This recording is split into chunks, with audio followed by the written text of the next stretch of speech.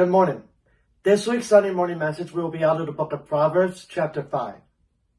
My son, pay attention to my wisdom. Lend your ear to my understanding, that you may preserve discretion, and your lips may keep knowledge.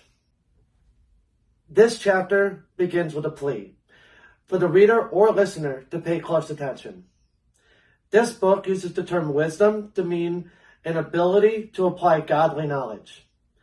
Discretion is closely related to this idea. This implies someone who could discern between different ideas. The advice given here is vital, and Solomon is eager to see it followed. For the lips of an immoral woman drip honey, and her mouth is smoother than oil. But in the end, she is bitter as wormwood, sharp as a two-edged sword. Her feet go down to death. Her steps lay hold of hell. Lest you ponder her path of life, her ways are unstable. You do not know them. Earlier verses personified wisdom as a woman crying out in the streets. You could read that in Proverbs chapter 1, verses 20 and 21. Here, in a contrasting mood, temptation to adultery is symbolized as the idea of a temptress. It's noteworthy that Solomon does not use physical descriptions. The temptations are all either verbal or emotional. That speaks to how this concept applies to both men and women. Though history has shown that men are far more susceptible to sexual temptation, this forbidden woman promises something smooth and sweet, but the results are sour and harmful. Therefore, hear me now, my children, and do not depart from the words of my mouth. Remove your way far from her, and do not go near the door of her house. Lest you give your honor to others, and your years to the cruel one. Lest aliens be filled with your wealth, and your labors go to the house of a foreigner. And you mourn at last, when your flesh and your body are consumed. And say, how I have hated instruction, and my heart despised correction. I have not obeyed the voice of my teachers, nor inclined my ear to those who instructed me. I was on the verge of total ruin in the midst of the assembly and congregation. A key aspect to avoiding sin is to avoid temptations. This is why Solomon suggests that we stay far away from those who tempt us toward adultery. Avoiding situations where we could be liable to being overcome is sound advice.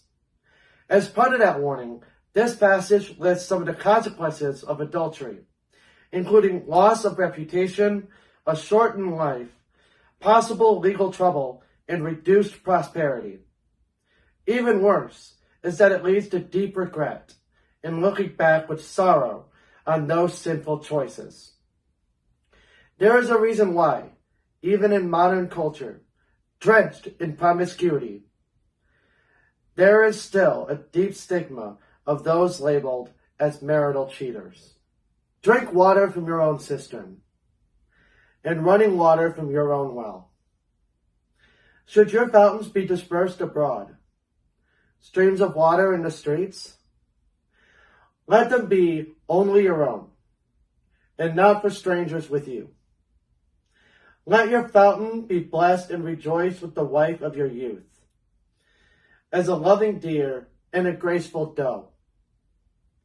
Let her breast satisfy you at all times, and always be enraptured with her love.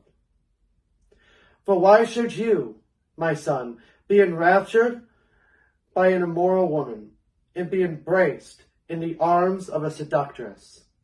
Beyond the consequences of adultery are the joys of a faithful marriage. One of the great pleasures of monogamy is the ability to enjoy sexual intimacy without guilt, shame, or fear. Solomon compares this to drinking from one's own well. a safe, legitimate, worthy source.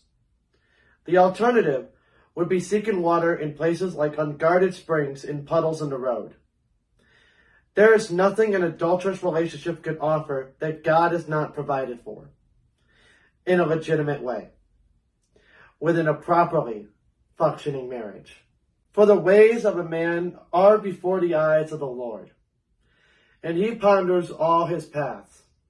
His own iniquities entrap the wicked man, and he is caught in the cords of his sin. He shall die for a lack of instruction, and in the greatness of his folly he shall go astray. God knows and sees all things. A common thread of adultery is secrecy, but that's not possible in the eyes of an omniscient creator. Another thread is regret over consequences. Once adultery has been committed, it cannot be undone. God can and will forgive those who seek him, but forgiveness can't change the past. The damage to relationships, reputations, and bodily health are real. And those who ignore godly advice are liable to find this out the hard way. Thank you for watching. Next week we will be continuing the book of Proverbs with chapter 6. God bless.